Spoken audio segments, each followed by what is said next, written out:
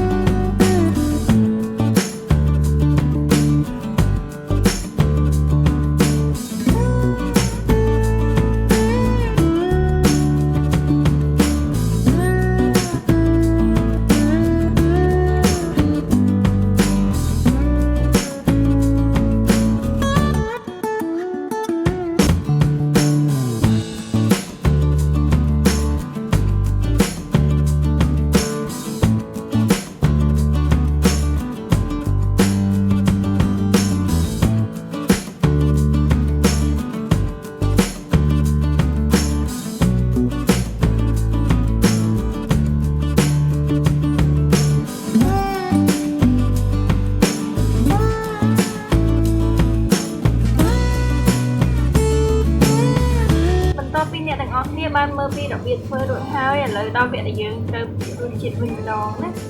អញ្ចឹងនេះខ្ញុំនឹងធ្វើការភ្លក្សរសជាតិសាច់មាន់របស់យើង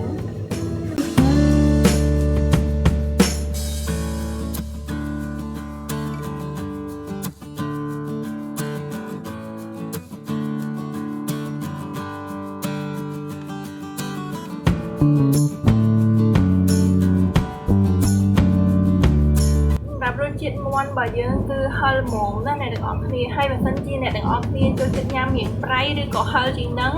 អាចដាក់ម្ទេសច្រើនជាងម្ទេសដែលខ្ញុំដាក់នៅក្នុងវីដេអូហ្នឹងណានិយាយរួមទៅគឺតាមចំណូលចិត្តរបស់អ្នកទាំងអស់គ្នាជាចុងក្រោយអរគុណដល់អ្នកទាំងអស់គ្នាដែលបានចូលមើលវីដេអូរបស់នាងខ្ញុំហើយបើសិនជាពេញចិត្តនឹងវីដេអូនេះកុំភ្លេចជួយចុច Subscribe និងដាក់សញ្ញារូបកណ្ដឹងដើម្បីទទួលបានវីដេអូថ្មីៗជារៀងរាល់ថ្ងៃអរគុណអ្នកទាំងអស់គ្នាជួបគ្នាវីដេអូក្រោយបាយបាយ